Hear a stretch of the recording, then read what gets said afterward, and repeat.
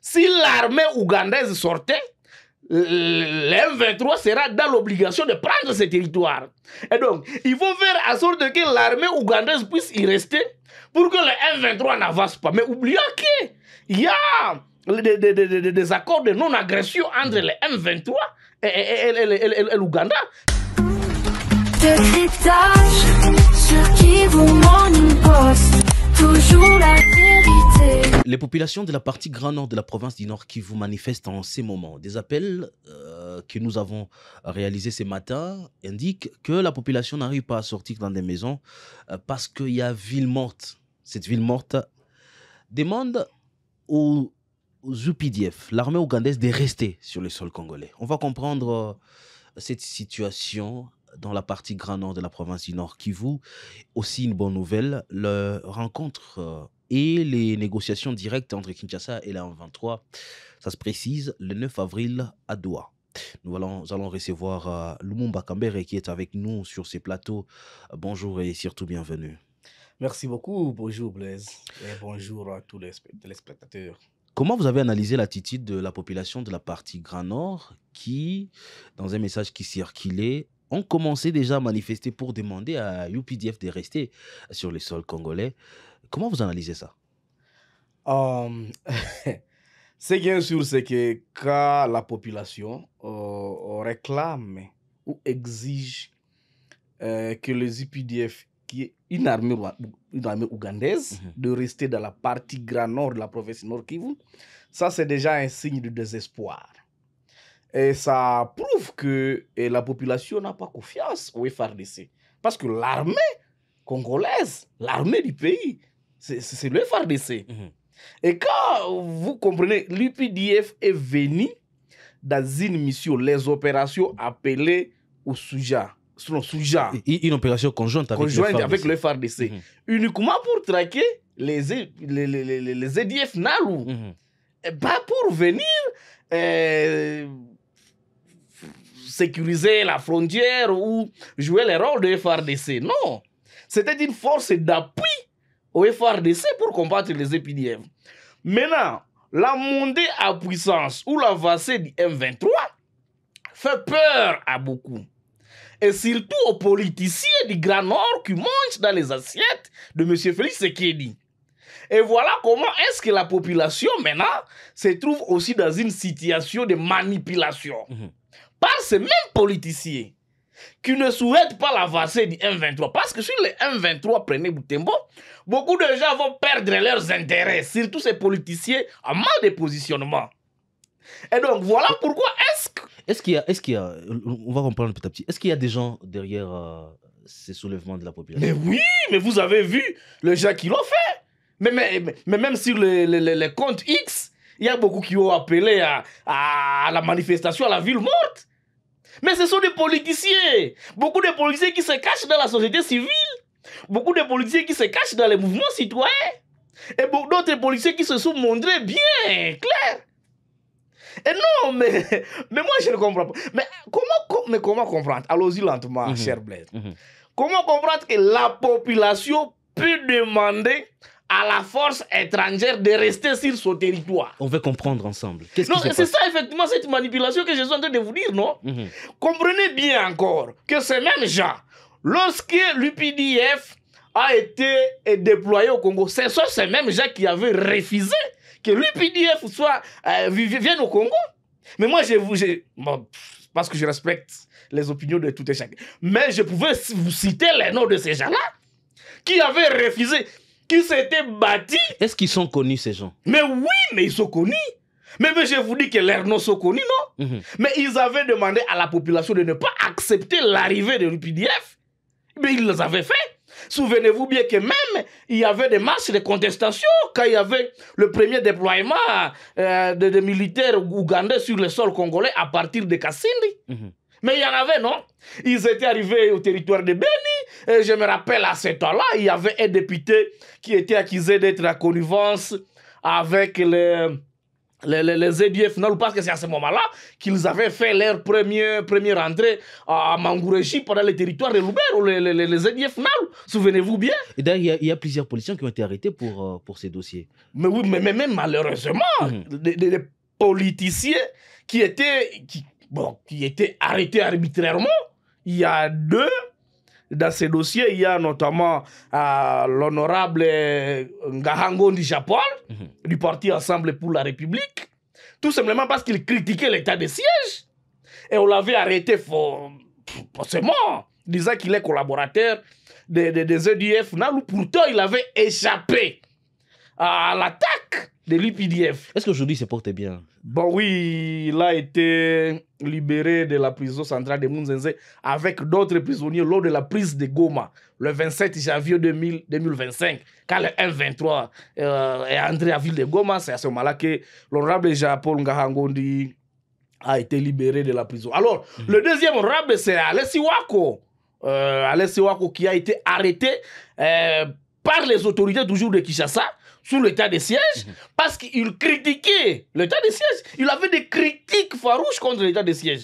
Et il a été arrêté à Goma, ici, juste après l'élection du bureau définitif de l'Assemblée provinciale. Et il a été amené à Ndolo, puis 3 mois après, il a été amené à Makala. Et il y a 3 jours qu'il a été libéré grâce au plaidoyer de l'honorable Ezekiel Barnaba. Pendant qu'il était quand même membre de... Il était membre de l'AVRP. De Mundonzangi. Oui, effectivement. Pourquoi un autre camp vient plaider pour sa libération? Mais non, il a été sacrifié par son parti tout simplement parce qu'il n'avait pas voté pour le membre de l'AVRP dans l'équipe de l'Assemblée, en fait, du bureau définitif de l'Assemblée provinciale. Le candidat de l'AVRP n'avait pas bénéficié de sa voix parce qu'il a la liberté dans tout ce qu'il fait de pensée, de réflexion. Alors, il n'avait pas donné sa voix à ce candidat de l'AVRP. Voilà comment est-ce qu'il a été sacrifié par l'AVRP. Durant plus de 11 mois dans la prison, il n'avait jamais reçu ni l'assistance, ni visite, ni du président de l'autorité morale qui est Nzangi de l'AVRP, ni de ses membres. Revenons sur le sujet. Est-ce que l'armée ougandaise a fait vraiment son travail pour que la population arrive à réclamer que cette armée puisse rester sur le sol congolais aujourd'hui? Non, mais l'armée ougandaise n'était pas venue au Congo pour combattre les M23. Il faut bien distinguer les choses. Je vous dis, ce sont les opérations Souja. Dans la traque contre les ADF. Les ADF, effectivement, il y a eu des avancées. Ce qui est sûr, c'est que dans cette opération, l'armée ougandaise s'est bien comportée sur le terrain. Le rebelle EDF Nalu ont eu du mal vraiment sur le terrain, ont perdu beaucoup. Mais la population n'est pas en train de réclamer aux UPDF de rester dans les Grands Nord parce qu'ils ont fait un beau travail.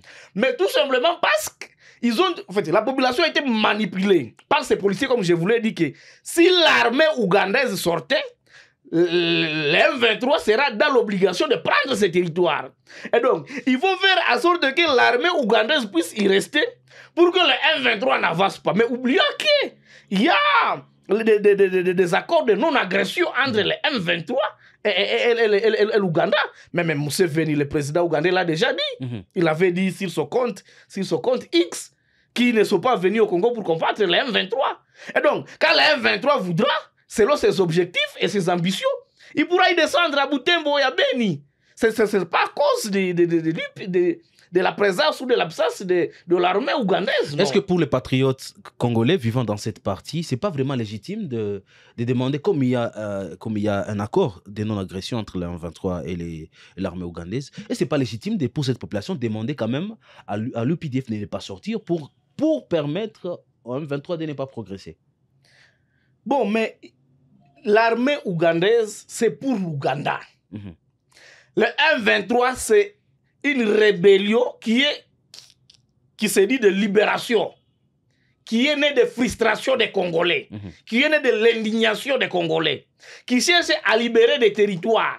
Mais le M23 ne va pas accepter d'aller, ne va pas refuser d'aller libérer les territoires, plutôt la ville de Butembo et celle de Beni, tout simplement parce qu'il y a l'UPDF. Non. L'UPDF est venu dans un objectif De traquer les de ADF. traquer les ADF Nalu et non les M23. Et donc, tellement qu'il ne doit pas y avoir une confusion sur le terrain. Mélange ou amalgame entre le M23, l'UPDF, le FRDC, machin. Et donc, dans quelques jours, l'UPDF sera dans l'obligation de se retirer. Et cette armée va se retirer parce que, bon, finalement, il faut laisser place aux Congolais, non? Et les M23 doivent continuer avec leur marche. Et ils ont déjà signé l'accord, comme je vous l'ai dit. Ils ont déjà signé l'accord de non-agression. Ils ne peuvent pas se battre. Et quand le M23 va décider de descendre sur Butembo, d'aller aussi à Beni, l'UPDF va se retirer. Mais il suffit juste que le M23 rassure qu'il va continuer la traque contre les ADF Nalu. C'est ça. Et donc, ces politiciens qui sont en train de manipuler la population, mais c'est une manipulation de mauvais goût d'abord. Parce qu'on ne peut pas... Mais soyons sérieux. S'ils étaient sérieux, et quand même, ils allaient dire non, nous soutenons les FARDC parce qu'au moins, on comprend que les FARDC, c'est l'armée congolaise. Mais quand on arrive à soutenir une armée étrangère, c'est comme des gens qui soutiendraient la MONUSCO, comme des gens qui soutiendraient la SADC, comme des gens qui soutiendraient l'EAC. Une manifestation pour demander à la MONUSCO de rester. Mais est-ce que c'est normal? C'est une force qui vient pour une mission spécifique, une mission spéciale.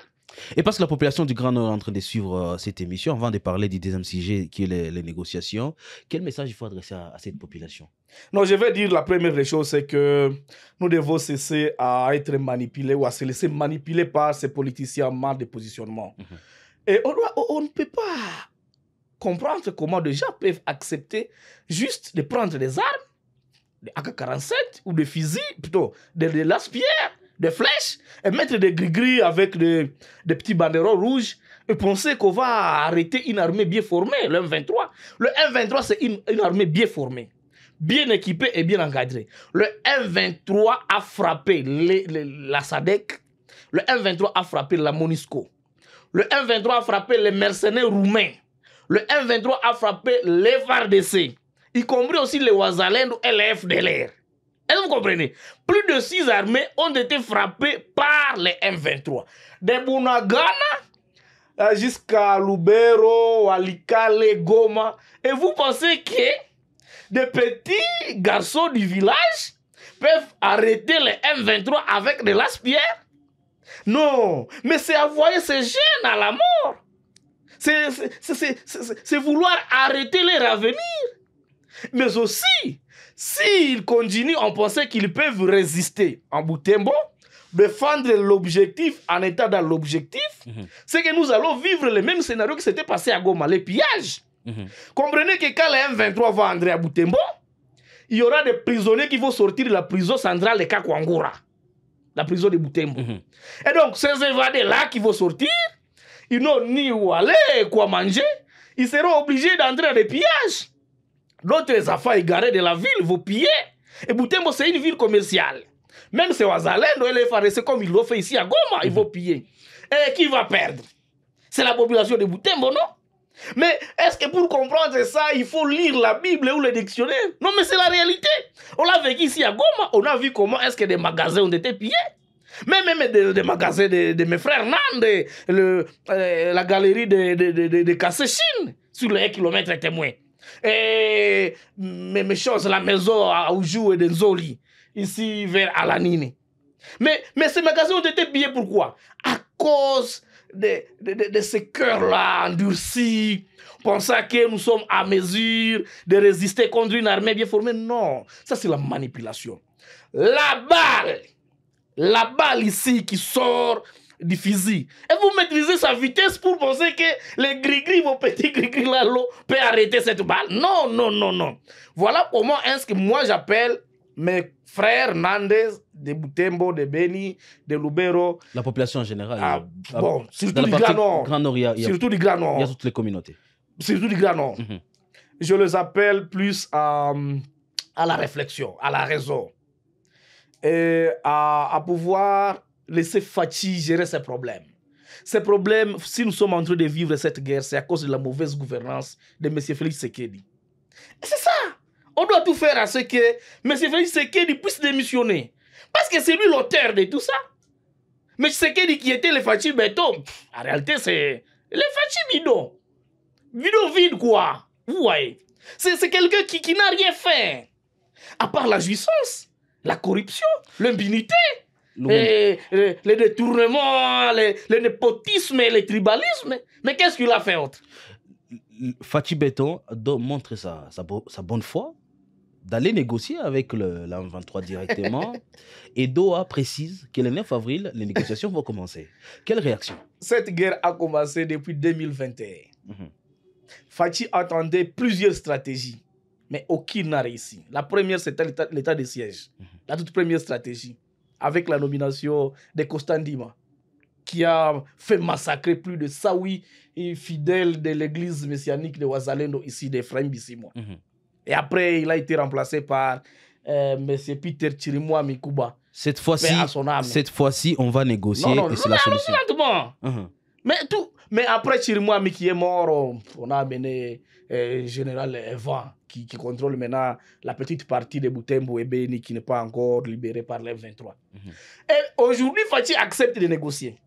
Mais tous ces temps-là, qu'est-ce qu'il disait? Les 23 sont des rigolos. Les 23 sont des panthères du Rwanda. Il ne peut pas se voir avec Agam Récociel. On va se faire la paix. Aujourd'hui, il dit qu'il va accepter. Il va négocier. Pourquoi? Parce qu'il a position de faiblesse. Ce n'est pas la bonne foi. Qu'est-ce qu'on appelle la bonne foi, M. Blaise? Ça, ce n'est pas la bonne foi. Mais il sent que son pouvoir est en danger. Parce que c'est maintenant Kisangani qui est visé par l'M23. Vous savez que Lubutu est déjà tombé. Fachi ne le fait pas parce qu'il a la bonne foi. Il le fait parce qu'il vit ses derniers jours au pouvoir. Est-ce qu'on aura la chance, cette fois-ci, grâce à ces négociations, avoir la paix quand même à l'est de la République démocratique du Congo? Non, personnellement, je ne suis pas d'accord avec ces négociations. Parce que Fachi n'a jamais respecté ses engagements. Qu'est-ce que vous voulez? Non, moi, ce qui est sûr, c'est que je soutiens le départ anticipé de M. Félix Tshisekedi. Quelle que soit la forme, quel que soit l'acteur. Mais moi, je soutiens son départ anticipé. Parce que Félix Tshisekedi, c'est quelqu'un qui ne respecte pas ses engagements. Donc vous pensez que même en allant négocier, on n'aura pas la solution? Non. Si le M23 tombe dans ses pièges, c'est que alors le M23 sera aussi en train de jouer le jeu de M. Félix Tshisekedi. On ne peut pas négocier avec quelqu'un qui ne respecte pas ses engagements. Comment le M23 peut accepter d'aller négocier avec un monsieur comme ça? Un monsieur qui a fait massacrer des jeunes là, qui l'appelle de Ouazalendo, tout ce temps. Un monsieur qui a critiqué l'opposition, nous a appelé d'opposition de Pétéanzala et tout, avec son orgueil et son arrogance. Et vous avez fui après, vous êtes en exil. Oui, mais qu'est-ce qu'on devrait faire devant un monstre comme ça? Mais Kabila a fui. Monsieur Moïse Katumbi, le président, qui avait gagné les élections 2023, a fui. Et devant un monsieur comme ça, vous pouvez négocier? Non. Félix Tshisekedi ne respectera jamais ses engagements. Tout ce qu'il veut obtenir, c'est le retrait du M23. Il se bat pour ça. Il ne se bat pas pour la paix. Félix ne se bat pas pour trouver la solution. Il cherche par tous les moyens comment obtenir le retrait du M23. Et voilà pourquoi est-ce qu'il a accepté de négocier. Mais moi, je demande au M23 de réfléchir plusieurs fois avant d'accepter ces négociations. Parce qu'il risque de se retrouver encore dans la même situation de 2012. L'histoire doit encore nous servir. En 2012, c'est comme ça qu'on avait joué encore le M23. Je ne suis pas le porte-parole du M23 ici, mais j'appelle le M23 à la réflexion, à plus réfléchir. En acceptant de se retirer de Goma, c'était déjà c'était en 2012, en décembre 2012, le M23 avait reculé 12 km. C'était à l'époque de Joseph Kabila. Et qu'est-ce qui était la suite? Qu'est-ce qui était la suite? Ils se sont retrouvés en Ouganda, dans le cas des réfugiés, et d'autres au Rwanda. Encore, c'était Kabila. Maintenant, Félix Tshisekedi, qui ne respecte pas ses engagements, un monsieur comme ça, à qui on a donné le pouvoir, on l'a ramassé dans la rue en 2018. Qu'est-ce qu'il a fait de Joseph Kabila? Il a dit qu'il va déboulonner le système, il l'avait fait. Qui est devenu Nanga après? Corneille Nanga. Il est devenu qui? Voilà qu'il a été obligé de rejoindre le maquis pour combattre ce système. Et aujourd'hui, il veut négocier avec ce système. Il faut que Fachi parte. L'unique solution, c'est la démission de M. Félix Tshisekedi. et sur les M23 va aller sur la table de négociation, je supplie ou je demande au M23 d'y aller avec une seule option. Obtenir la démission de M. Félix Tshisekedi ou alors avancer et marcher sur la ville de Kinshasa pour libérer les peuples congolais de cette imbécilité, de cette médiocrité et de cette tyrannie. Merci beaucoup, Kambere Lumumba. Merci. J'espère que ça ne sera pas la dernière fois votre participation dans cette émission d'analyse des questions de l'Est de la République démocratique du Congo. Merci surtout d'avoir été avec nous. C'est plutôt moi qui vous remercie. Messieurs, dames, fin de cette émission décryptage. Merci à vous de l'avoir suivi. Nous espérons que les négociations vont commencer cette fois-ci le 9 avril. On a parlé du même discours quand il s'agissait de l'Angola. À Doha, on espère que les gens vont parler, vont négocier. D'ici là, portez-vous bien.